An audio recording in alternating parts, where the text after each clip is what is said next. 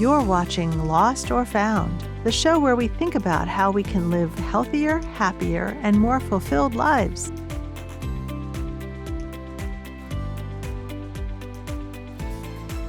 Here's your host, Dr. Michelle Choi.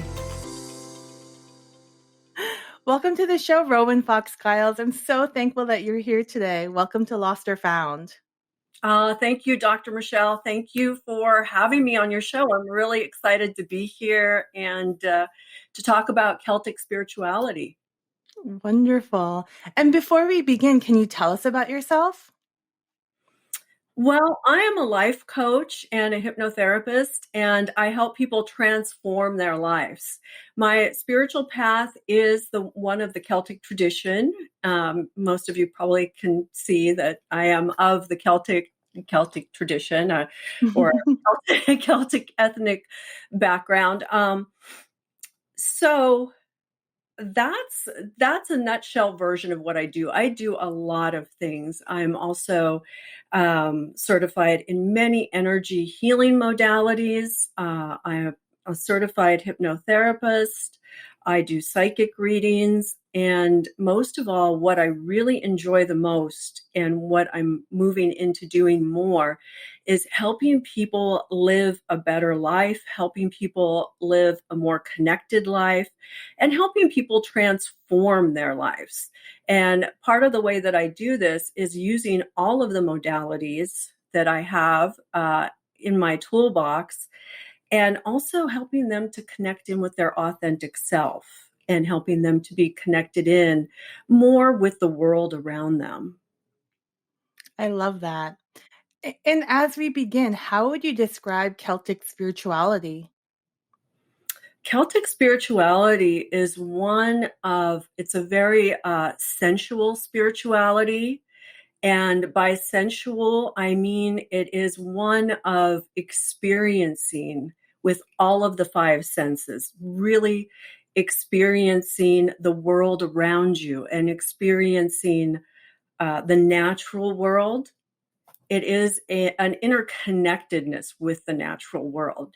In Celtic spirituality, you don't see yourself outside of nature. You see yourself as part of nature, and you see that nature is part of you within you.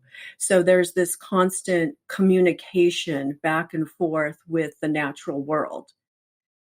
I love that because I think the way I view spirituality, it's really an approach to life.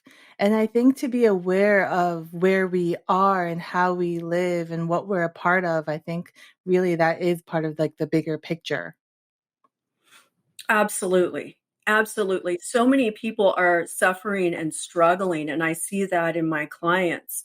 And I just see that in general, out and about, just maneuvering through life and meeting people and just kind of, I can't help but pick up where people's vibrations are and what's going on with them a little bit. And people are so disconnected. They're going through the motions of life. Most people are in their mental selves, in their mental body, and they're going through old patterns, old tapes in their mind, and some of them, those old tapes, aren't even pertinent to them or who they are and what's going on. So there's a huge disconnect, and there with that comes a very soul loss. And that loss of, that authentic self, that loss of a sacred purpose in life, that loss of real connection, and not just connection with the natural world, but true connection, true intimacy, and I'm not speaking of a sexual intimacy. I'm speaking of an intimacy in conversation, an intimacy like you and I are having right now, Michelle, in this moment right now. We are here. We are both present. We are focusing on what we're talking about. We're not, out there in a million different places. And so helping to bring people back into this place within themselves is very important. Totally. And I really think that if you feel like you can't be where you need to be now, sometimes it really takes several moments to just stop and see what has happened, to review and to see how you're going to live, to be in your now and in your future. Absolutely, and most people are very uncomfortable sitting with themselves in solitude. So they keep themselves very, very busy throughout the day and the days and the weeks, and just wondering, where the time goes.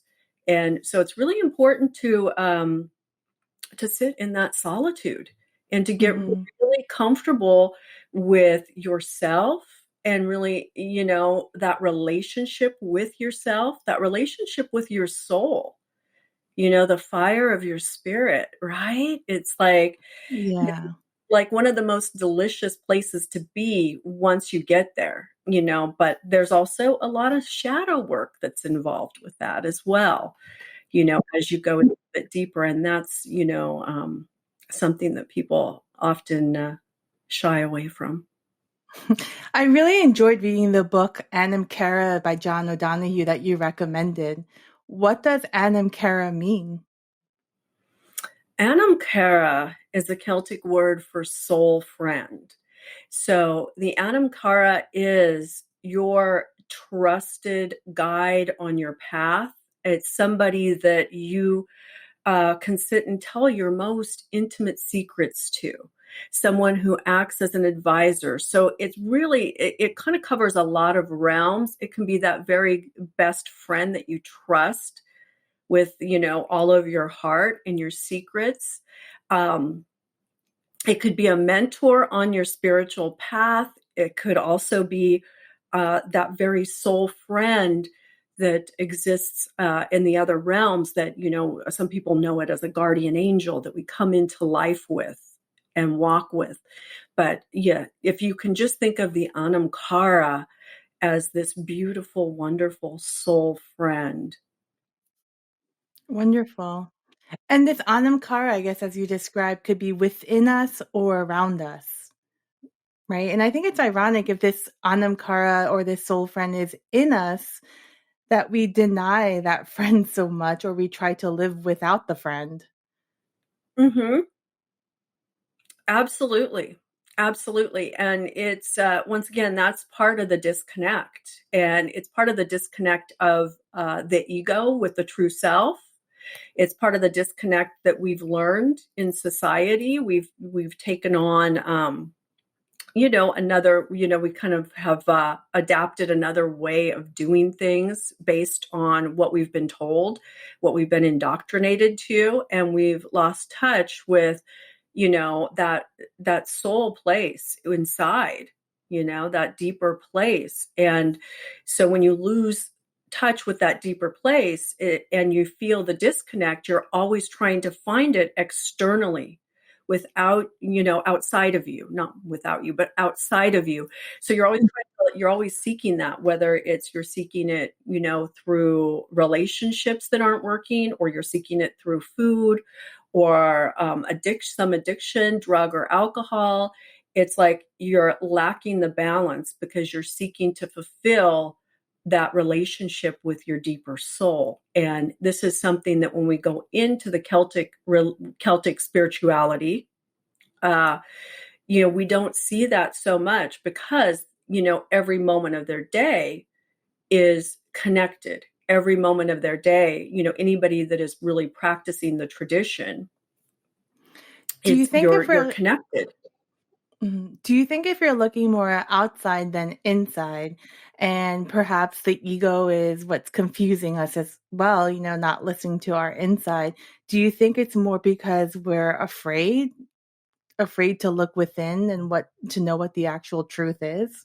That's one of the things, and I think sometimes people don't know the path to get there. People have lost the path to get to their inner self, to really connect deeply. And that's where I come in as a guide or a mentor, doing some of the shamanic work that I do, to help people reconnect with that deeper part of themselves and welcome it back in. And yes, you get lost. You get lost in the day to day world. It's a busy world. It's full of glamour. It's full of illusion. and it's full of the stuff that speaks to the ego. Yeah. So if the ego filters all of this stuff, you know, you can really create, as most people have, this really full, lovely life that looks good on the surface, yet have this big hole within you that cannot be filled. And it doesn't matter. It's like the new house, the new car, the vacations. It's like nothing is going to fill that void as long as you are looking outside of yourself, as long as you are seeking something externally. The only way you fill that void is by connecting in with yourself, connecting in with the natural world, and also connecting in with the inner planes too, and realizing that you're not here alone.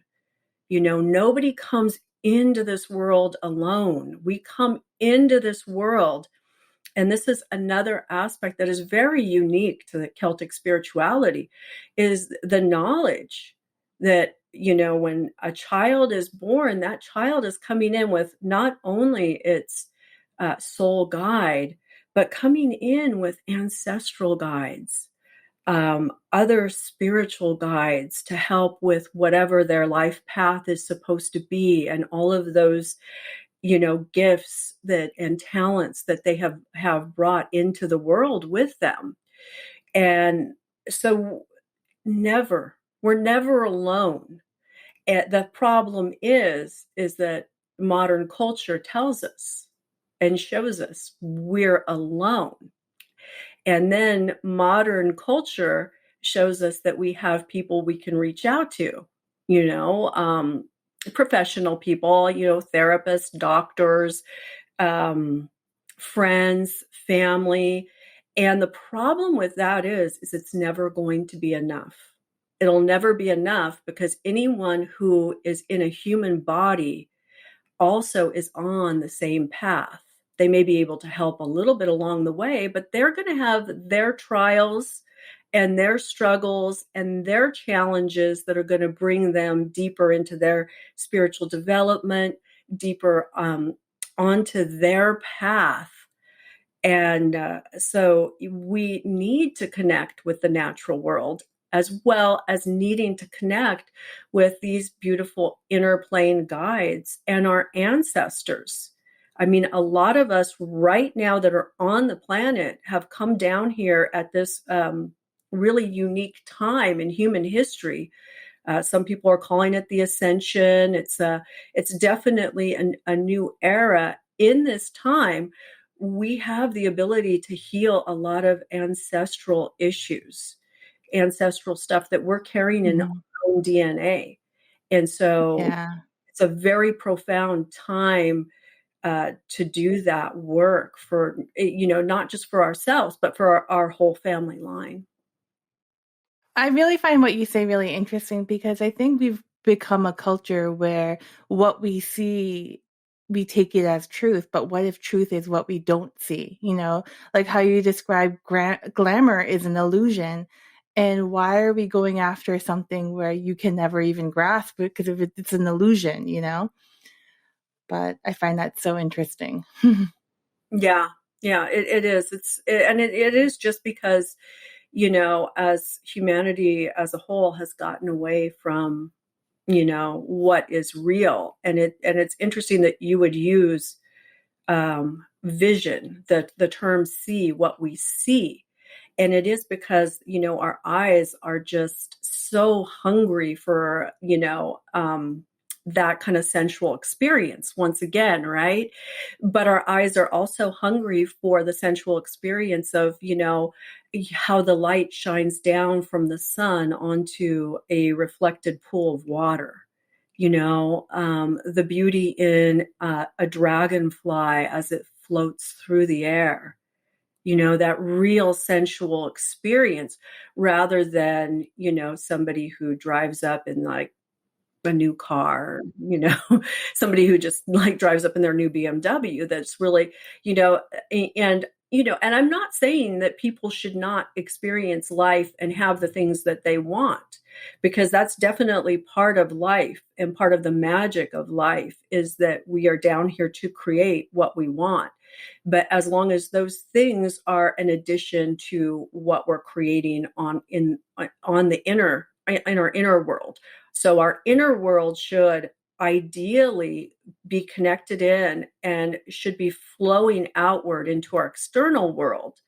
And then those things that we do like, those little bits of glitz and glamour, we can choose to have those in addition to what we've already built. Yeah. It could be like fun instead of like your meaning, you know? And Exactly. I find that really interesting because sometimes even like that whole idea of like vision or seeing, you know, if sometimes what you become is from what you see, then I really think we have to be careful with what we see. You know, if it's just like television or looking at the computer screen and like social media all the time, that's such emptiness. While like in terms of, you know, it based on like Celtic spirituality, if you go outside, you see people, you see nature, and you're taking that in, there's an element where you become that, you know, like truth. We Right. have to be careful of how we create our truth, I think. Right. And social media is a huge distraction for most people. And it's a huge emotional drain. It sucks people in. I always recommend that my clients really limit their social media, because so many times people get sucked into somebody else's life experience. And then all of a sudden, it's like they're not living their life. So, Yeah. it's a slippery slope with social media. And I do feel like a lot of people are starting to do that, are starting to see that, are starting to realize. I mean, you can have thousands and thousands of Facebook friends, but when you're in an emergency situation, you better have a relationship with your neighbors. You Mhm. better have that. You better have that sense of community, because those are the people you're going to rely on literally when your house is on fire. And, Totally, because and that Facebook friend may not actually be a friend. Yeah, and they may be even 2 blocks away from you, and it's like, "Oh, sorry, can't help you out." So, and this is the thing that people are thinking. And also, I often like to call Facebook fake book, because this is where people get to live out the fantasies of their life, and the problem with that is then other people believe that's real. The vacations, the perfect life, the perfect house, the perfect husband or wife, and it's like I tell my clients all the time, that's not real. That's part of the illusion.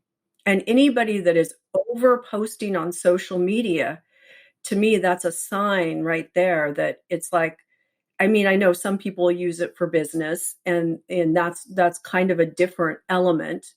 But somebody that's over posting about their life is somebody that's like really distracting themselves from experiencing their internal life and what's going on inside them. It's somebody that really is uncomfortable in the solitude. Absolutely. I really do think it's a huge form of distress, actually. And I think when one's feeling badly, you really have to think about what you do in your day and how much of your day do you spend on an empty screen, you know? Um, but anyway, I really found what John O'Donohue, what he said in the book to be so interesting. There are so many beautiful things that he said. And one of them was, since the birth of the human heart is an ongoing process, love is a continuous birth of creativity within and between us. It's so profound. Hmm. It absolutely is. And yeah, I also, I mean, he says so much amazing stuff. That's why I recommended the book. There's so many excellent books out there on Celtic spirituality. And I would advise anyone that's interested to just, you know, go out there and do a little bit of your own investigation and see what appeals to you. But his book is just so poetic and beautiful in the way he states things too, and the way he states the relationship between humanity and not just the natural world around us, but just that connection and that growth.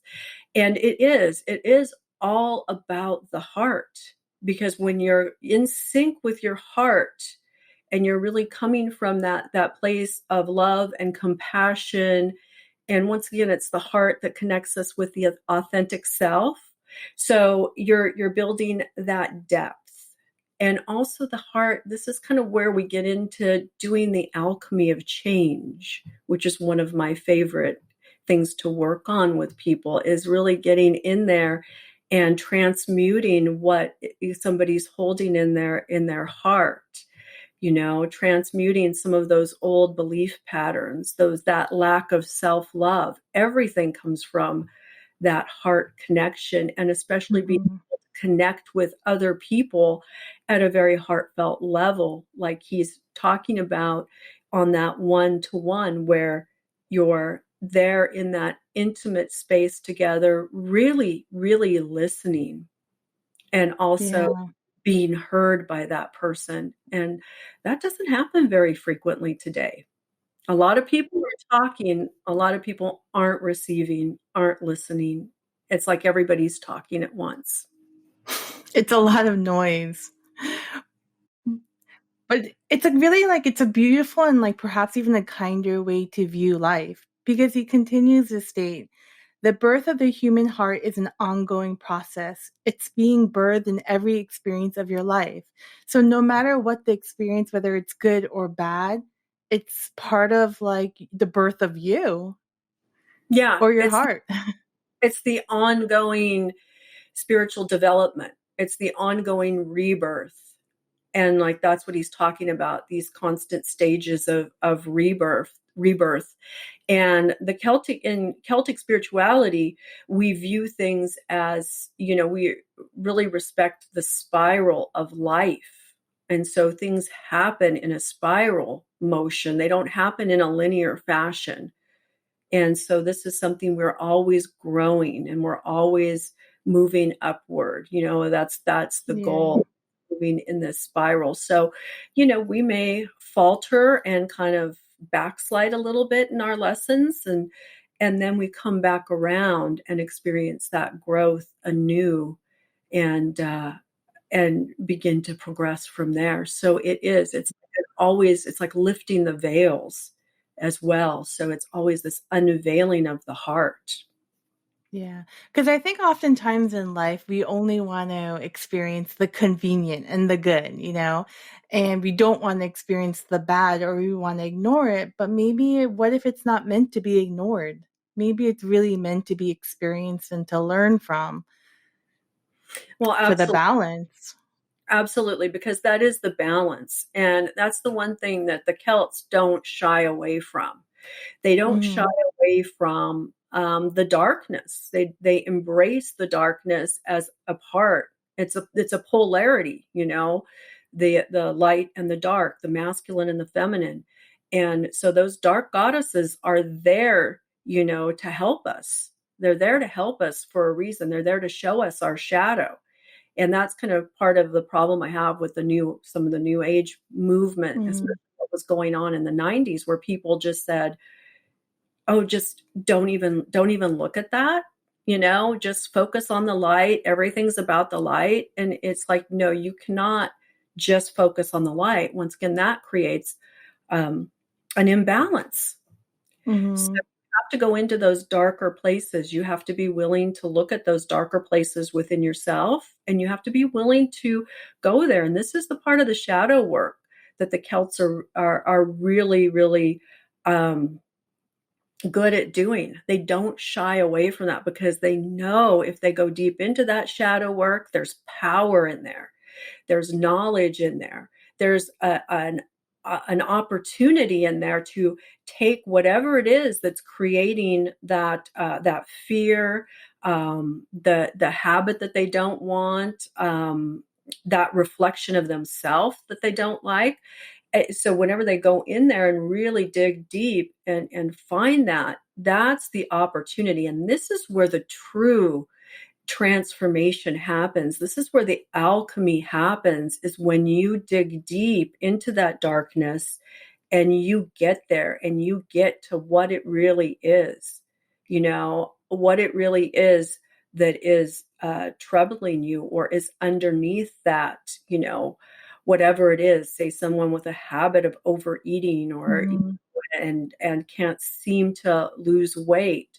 It's like, well, okay, it's like I always say to them, it's not what you're eating, it's what's eating you. So let's look at what's Oh, in interesting. there, you know? And so Yeah. delve deep, it's really always amazing to see what's um, that underlying little seed, or how it's serving Mhm. that purpose in that person, and then to go in there and transmute that and see how it can serve someone in a real positive and powerful way. And that is the alchemy of shifting and changing.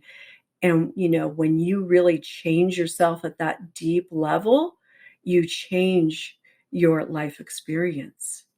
It's very. Yeah, that our shadows, like you say, are meant to be looked at, and there's information or profound information within it to Mhm. really truly grow. That's Yeah, profound. yeah. And I think it's so interesting because, that's what he also talks about. He mentions, O'Donohue mentions like the balance of life, that we're always on a journey from darkness into light. All creativity awakens at this primal threshold where light and darkness test and bless each other. It's so beautiful, like the circular nature of our journey, that we're meant to go through it all to really get to maybe even to home, whatever that is for us. Mhm. Yeah. Yeah, home is that place where you sit and you are just really, really like comfortable in your own skin and really in self love and compassion and forgiveness for yourself too, as a human being, or actually as a spiritual being having a human experience, right? So, that to me, when you can sit in that and you can really feel the power in who you are, that's when you're not done. We're never done as long as we're down here, as he says. But that's where you really can rest for a while in that place. Totally.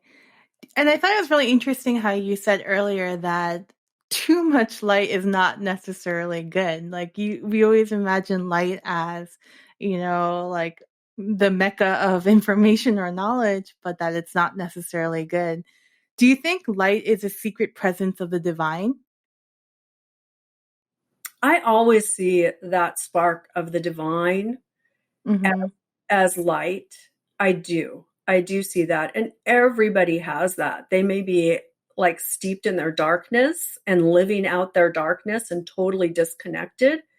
But as long as you're here, you have that spark of the divine in you. It's just about turning it on and really activating it and letting it begin to be that beacon that guides you out of the darkness. And Mhm. The that, circular journey going through both. yeah, I like to see it as a pendulum, and Mhm. pendulum doesn't just swing to the light and hang out there. It shouldn't. Right? It's like the pendulum should be always swinging, so you should always be somewhere, between that polarity of light and darkness. Mhm. Sometimes, yeah, you're gonna be more on the light side of things, and sometimes you're gonna be more in the darkness, but it's like there's nothing to fear in the dark. That dark Mhm. is so potent. That is a place where you go to get answers. That is a place where you go to dig deep. That is a place where you go to begin you know, um, the inner alchemy. That's where you go to see what you're going to start stirring in your Mhm. cauldron of transformation, right? And that to me is just so alive. So it's like, there's nothing to fear in the dark because that's part of the process. In the light, it's like you're feeling good. You have all of that, and it's not, some people can say, well, that transmutation that happens doing shadow work, it can be very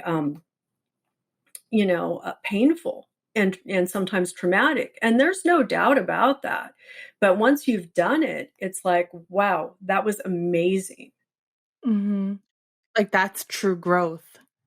Yeah, absolutely. Mhm. You don't get you just can't skip that step. And a lot of paths try to do that. A lot of paths try to just skip doing the shadow work, skip the darkness. Mhm. They don't want to acknowledge the darkness. They're going to stay in the light, and that's what it is. And then this is what you get. You get a lot of people that are looking externally to try and kind of feed that hole within themselves, because you don't get to that authentic place inside without going into the dark. Mhm. Rowan, when do you think people get stuck in the dark, though? It's really interesting because people get stuck in the dark when some people are just unaware. It's Mhm. a lower vibration, it's a negative vibration, and it's when people resist. And so if we look at this as the hero's journey, so the first part of the hero's journey is that call to action, right? That call to change. And oftentimes, what people do is they'll get that call to change in one way or another. It may come in a dream sequence, it may come by something they experience, a traumatic situation. However, it comes and lies at their doorstep, so to speak, they receive the call to action. At that time, at a very soul level, and this is a little bit of a play between the soul and the ego, of whether they answer that call to action, that call to change. And a lot of people will shy away at first, and then spirit, being the beautiful spiritual beings that help us on our life path, will bring that to us again. That call to action will keep coming, and some people will answer the call to action, and they will step into their power, and they'll, make an appointment with a healer or a therapist. They'll start walking that path in one way or another, which will lead to more doors opening for them and more help and assistance on that path. Then there are other people that will fight and resist the call to action at all costs. And they will continue to fight as long as they have. And that's the ego fighting the change.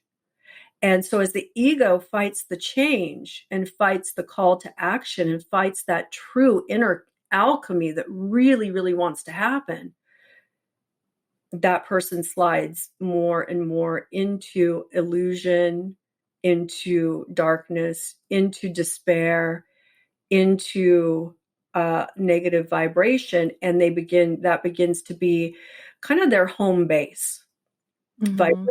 vibrationally speaking. And it is one where we find then people are reaching out for external things, like, just give me some antidepressants, give me some, whatever it is. This is where people fall into addiction, because Mhm. they're really seeking, and what they're seeking is they're seeking that reconnection with themselves. Yeah. I think the irony is that the opportunity is always there. It may not be taken, but the opportunity is always available. It's always there. Yeah, it's always Yeah, there. And so you'll see some people that have been living that life for a long time, and then all of a sudden they're like, I don't know what happened, but I just didn't want to be unhappy anymore. I just can't mhm, keep living this way. And yeah, so then they'll step into that call to action. and I think, to be honest, sometimes the process of change could be really painful and scary, but maybe it's totally worth it though? For someone who's done it, it absolutely, and still doing it. Like I said, as long as we're in a human body, Yeah, we're still doing it. I still have my challenges. The benefit is that I have more tools in my toolbox at this point in time. So exactly. if something comes up, I recognize it right away, and it's like, oh, okay, better address this now before it, gets too out of hand. And then there are the challenges that are just simply external and outside of yourself, that um, you have to find your inner strength and your inner power. We all just went through the pandemic, and Mhm. kind of playing out right now. So within that, everybody's had to find their comfort zone. Yeah. And I think the ultimate truth is even if you think your life is good at that moment, it's not like always good. Like life's seriously a process. And it's like what we want to take out of that process then and how we want to grow. I think it's a continual effect. Yeah, it's absolutely. We're always growing. We're always changing. So, yeah, and there's always going to be stuff. There's always going to be stuff to work on, but there's also going to be the blessing of feeling better. The blessing Mhm. of getting up and greeting the day and being excited for life. Like you say, having more tools in your tool belt. Right. If you're not waking up and you're excited to go to work, then there's a problem. I mean, and everybody Yeah. has a day or 2, or sometimes when it's like, "Ah, I just really wish I didn't have to go in today." That's a different story. But if you're going into your job and every day you wake up and it's drudgery for you, then that is a problem. You need to look at that.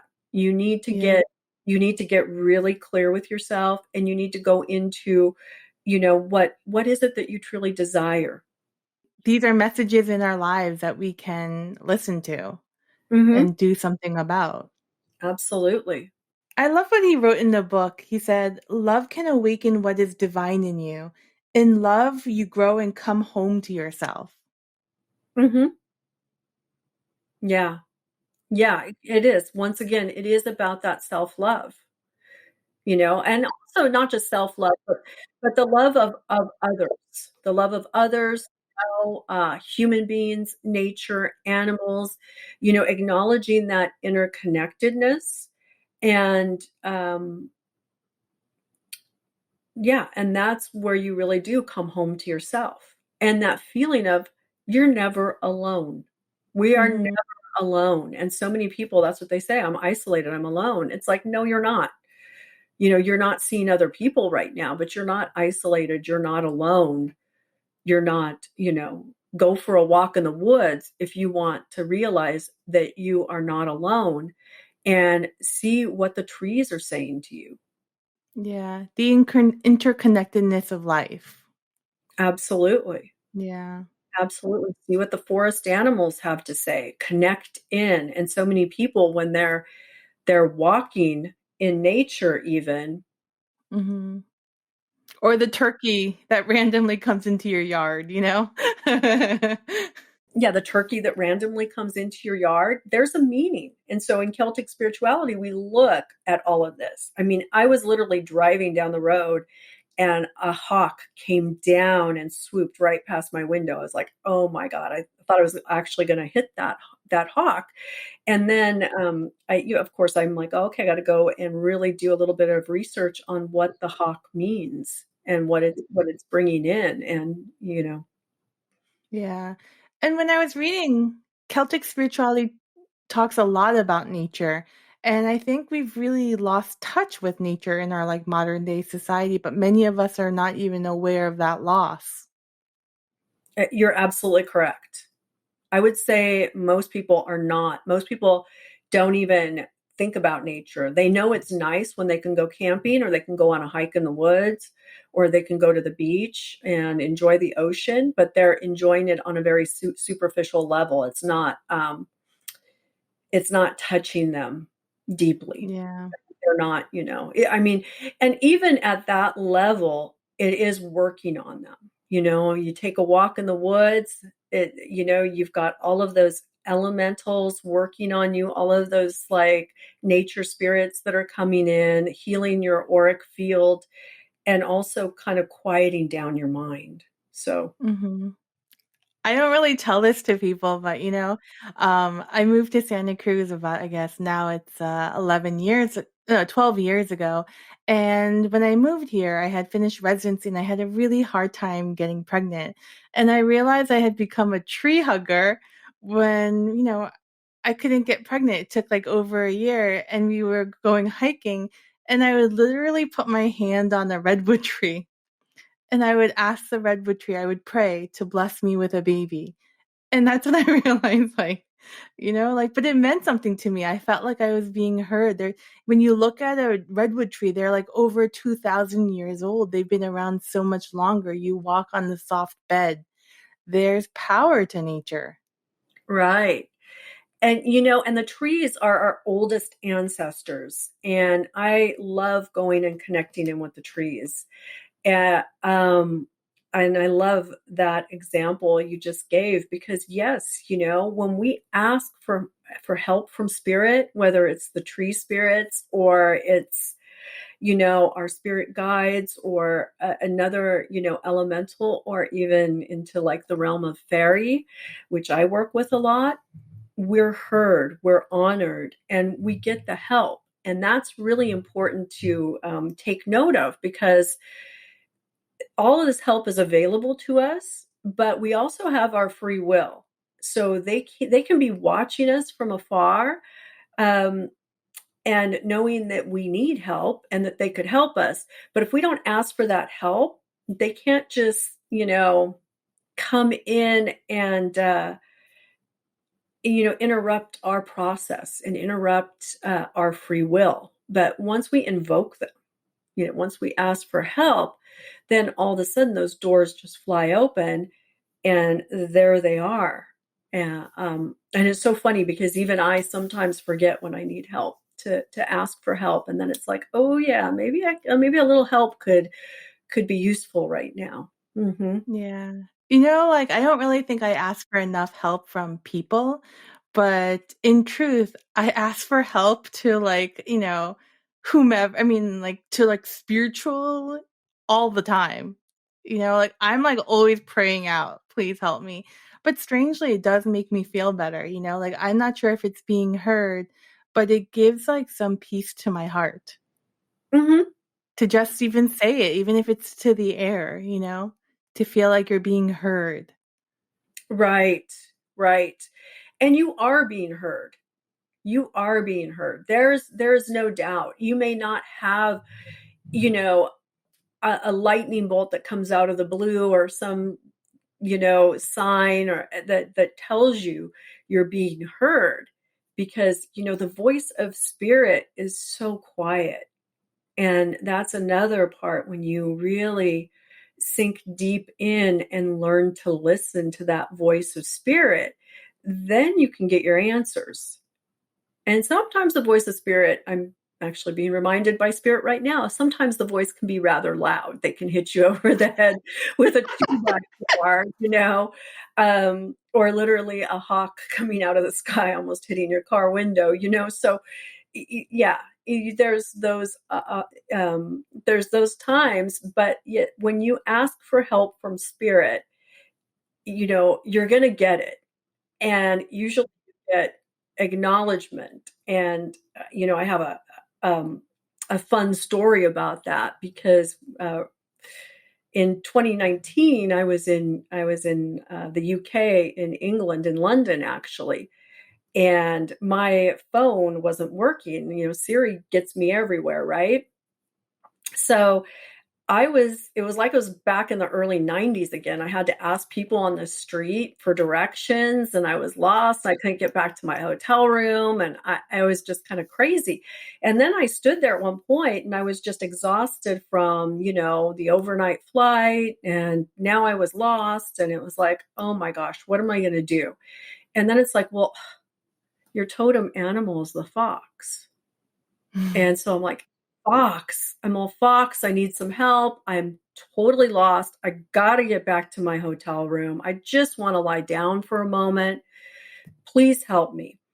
And so literally I walked one block, looked up at a street sign, recognized it, and said, oh my gosh, I feel like I turned left here and I'm okay. And I did. And everything kind of fell into place, and I found my way, and I was like, oh, with much gratitude. Thank you, Fox.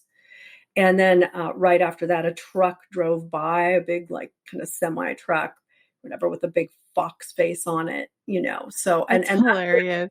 I mean, and I love that because, Fox gets me out of sticky situations, like being lost. It's like Fox can get in there and navigate for you.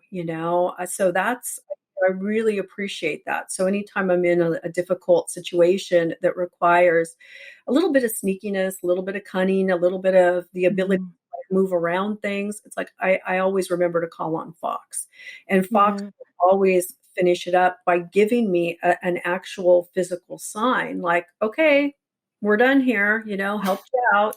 You're welcome. Fox on the truck. Fox on the truck. And also anytime I see Fox popping up, and this is another way our guides and our totem animals and ancestors work with us. And so this is why we have to be connected and really open to receiving, because anytime that Fox knows I'm going to need help ahead of time, Fox starts showing up. Fox, Fox, Fox. It'll be pictures on track. I'll see the name Fox. It's like Fox, Fox, Fox. I'm like, okay, I'm gonna have a situation that's gonna be a little dicey. I'm gonna need help navigating it. So I better invoke the Fox right now. And so that's the way the Fox tells me, hey, I'm here. You might need me. Give me a ring. Kind of give me a ring. Mhm. Give me a ring. Give me a call. Invoke me. And so, and it's just it's an amazing life, because when we work with the forces around us, and with our guides and with our totem animals, we move through life so much uh, smoother. It's just, it doesn't have to be as hard. Mhm. We don't have to hit all the obstacles. So, a good general practice for anyone that wants to get started on this path is I would recommend just to start out, your day, even if you don't know who your guides are, it's okay. They're there, they're listening to you as you're like drinking your tea or coffee in the morning, or driving to work, whatever. I know people have just tremendously busy schedules these days. It's like, take a little time to call in your guides and to ask for help and to ask that your day goes smoothly and that all obstacles that come up for you, you're able to navigate through. Mhm. So we're always guided in our lives, be it in spirit form or even in physical sometimes, but we always are guided, but we need to call on them. Absolutely. Yeah. And I think there's so many, like what you define, like the fox in your life. There's so many mysteries and there's so many miracles to our daily lives that we just don't see sometimes. But they may be totally there and we just don't see it. But they're like, hey, you know, I'm here kind of thing, like all those moments. You're absolutely right. And a lot of times people will brush that off as coincidence or what luck. It's like, no, that was not luck. That was your guides. Please thank them, be appreciative. They like to get that appreciation as well. Mhm. Um, yeah. So a lot of times what you brush off as coincidence or just a lucky moment is more of your guides lining things up for you to have. The interconnectedness, whether or not us in nature or even us with possible other realms or spirits, all of that, like all of that matters, whether or not you believe or not believe. But if spirituality is what it is, it's a way in which to live life and use your resources. Correct. You're absolutely right. And this is available to everyone. It's like you don't have to specifically be on the Celtic path. It's available to everyone. Yeah, It's I think just that that's so remarkable. it's just that Celtic spirituality never lost it. Mhm. Yeah. All the conversions to Christianity and everything, they maintained the old ways. I thought it was really like I thought this was a very important message that many of us need to hear like in our busy lives. O'Donohue writes, "You lose the balance of your soul if you don't learn to take care of yourself. you need to be generous to yourself in order to receive that love that surrounds you. Like many of us deny ourselves, or don't even take care of ourselves. We're just so busy with the way life is. But maybe that's not the way. Absolutely. And even people that are, we all know those people that are just always over giving, or they're the ultimate volunteers. They're always there to help out during a crisis, which is wonderful. But that's another distraction from self. So even though you're doing something that's seemingly really positive, if you're not taking care of yourself first, then it's just a distraction from getting to know yourself. And once again, you're looking for those external accolades. You know, are you going to get a certificate of recognition from, the mayor or something, for volunteering on all these, to all these positions? And, and that's wonderful too, as long as you're remembering to take care of yourself first. But a lot of times we see those people that are engaged in either overgiving to their family or community or whatever it is without taking care of themselves and honoring themselves first. And that's another form of, wanting that external um, feedback, that external appreciation, and they're kind of missing the mark on that a bit. Hmm. Do you think it's really possible to love someone else if we don't love ourselves? That's a very interesting question. I feel like what happens in those cases is, we're actually, the other person is acting as a mirror. And so we're either loving or having to make peace with what we're seeing in the mirror. And that's not necessarily a bad thing. I do believe we can look at someone and we can love them for who they are. And love is we say love, in terms of relationship love, intimate relationship. Hmm. It's a very complex and complicated thing. But yes, in order to like truly love someone in that way where we can hold that space for that love, that container. And I don't want to use the term unconditional, because everything is conditional. All relationships are a negotiation. So it's not completely unconditional, but we can hold balance within that when we're in self love. And also when the other person, as well, is working on themselves and is in self love with themselves. And then we can hold the container of balance for what what comes out of that connection. Because when we both parties are in self love, and they're exchanging that heart to heart connection, they love each other, they're holding that container of energy, well, the relationship itself becomes its own entity. And that's where you get into the real kind of juicy, delicious part of spirituality, is when people can be in that place of kind of meeting in that area and exchanging energy and allowing their relationship to be something that grows in service to themselves, in service to each other, in service to humanity, and beyond, and continues to give each other the lessons that they need to keep growing. So Hmm. that's the balanced relationship. Yeah.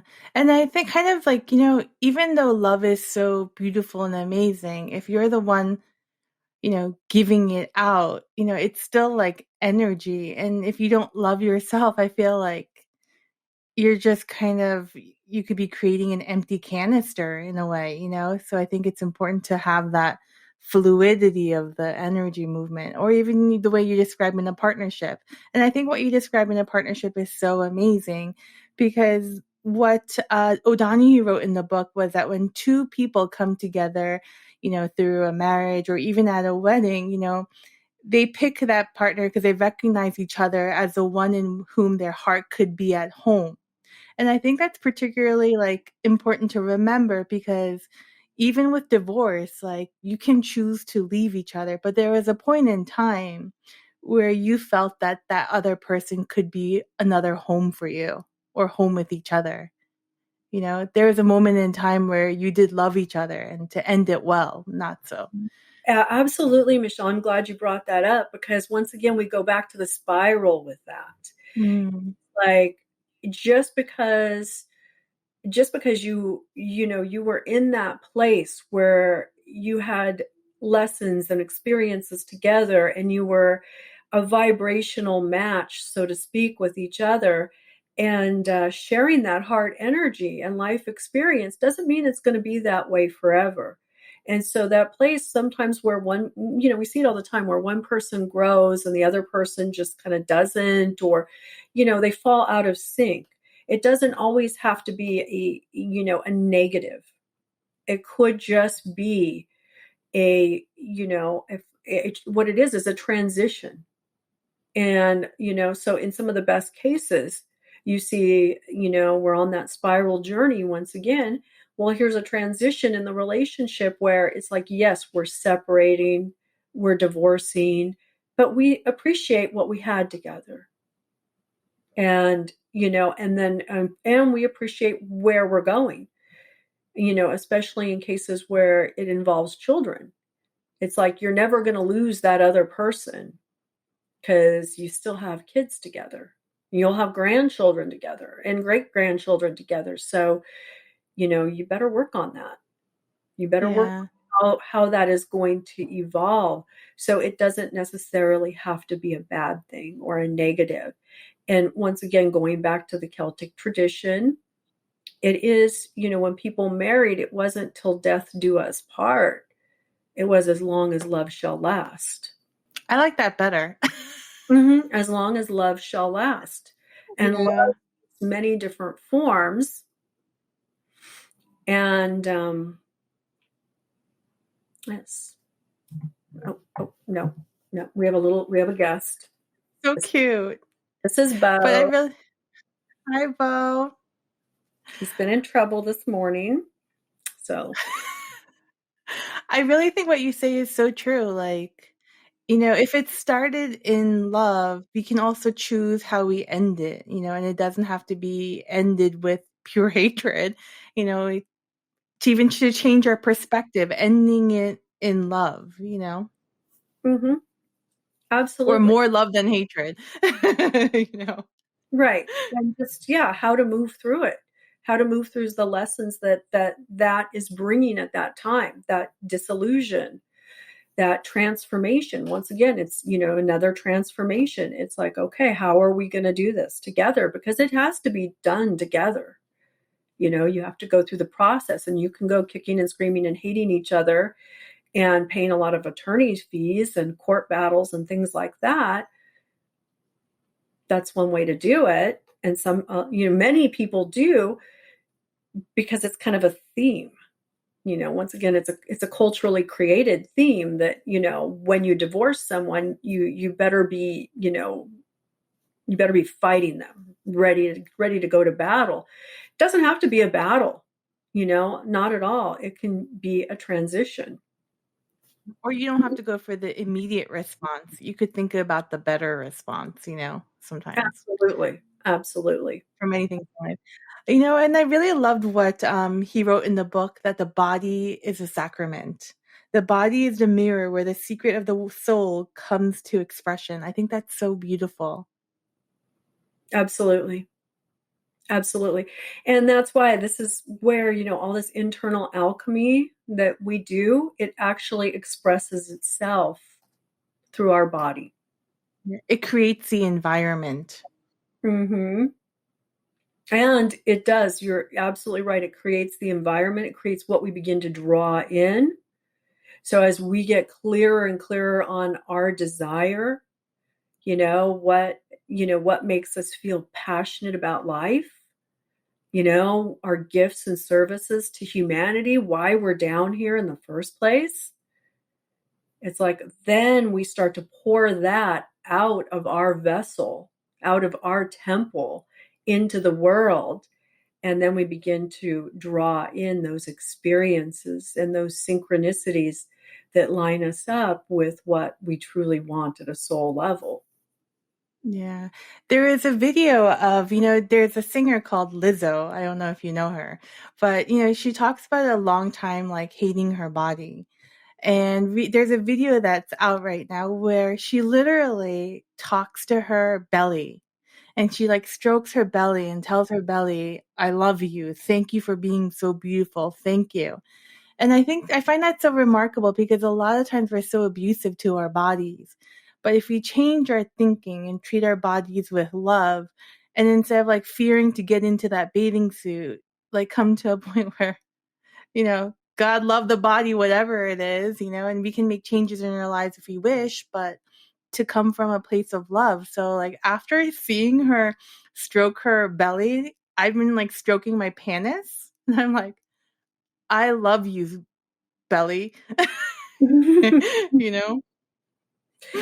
Well, absolutely, because and that brings us into like the era that we're in, which is a return of the divine feminine, a return of the goddess, and a return of that self-love for wherever we are, wherever we're at, and really loving those pieces of ourselves that maybe we don't like so much or that we wish would shift or change.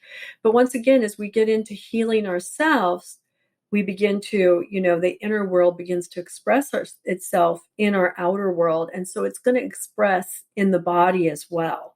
So the more you love those places that you maybe don't like so much, the more you're actually transforming them in the moment with that, saying, I love you how you are now, but my real Yeah, true desire is to be expressed in this way.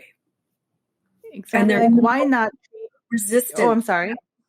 There's no resistance to that, you know, when you're loving that and saying, but my inner desire feels like it wants to express this way. Most of the time when we're kind of hating ourselves, or hating parts of our bodies, um, then we get into that zone where we're also resisting. It's like, I better work out harder or do this or do that, or we're going at it once again externally instead of internally. And then we've got this resistance and it becomes a fight and a struggle within ourselves. Where when you get into that deep acceptance, but acknowledging, hey, I would like this to express differently, you allow. You allow for that expression a lot easier than the constant internal battle. And why not treat like all aspects of yourself, be it your soul, your spirit, your body parts, as if you're on the same team? How much would it be if your team got along instead of bickering each other, bickering all the time? That is such an amazing statement, Michelle, right there. It's like, absolutely, you know, all of your body working together, for, the optimal health and happiness, love, compassion, and being able to really feel that light within and allow it to grow and expand and express itself.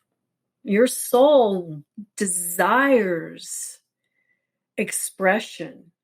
Your soul wants to be out in the world. It wants to play in that sensuality of the world that we were talking about earlier. And so just allow it. Your soul plays in that world through our five senses. How wonderful. Oh my gosh, thank you, Rowan, so much for being here. You're so insightful and informative. Thank you. Thank you so much, Michelle, for having me. This has been a wonderful opportunity. And it's been wonderful to talk to you and be on your show. And I just, have wishes for many blessings for you on your spiritual journey. And I look forward to talking with you again. Thank you. And how can they find you, Rowan? How can they find you, Rowan? People can find me at my website, which is Rowan Foxx, and it's Fox with two X's. So FOXX.com. Wonderful. See you next time on another edition of Lost or Found. Are you looking for a unique perspective to help you gain insight into your health and well-being?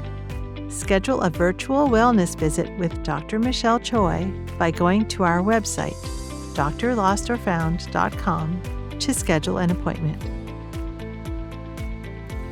Please subscribe and follow Dr. Michelle Choi on Instagram, Facebook, Twitter, and YouTube.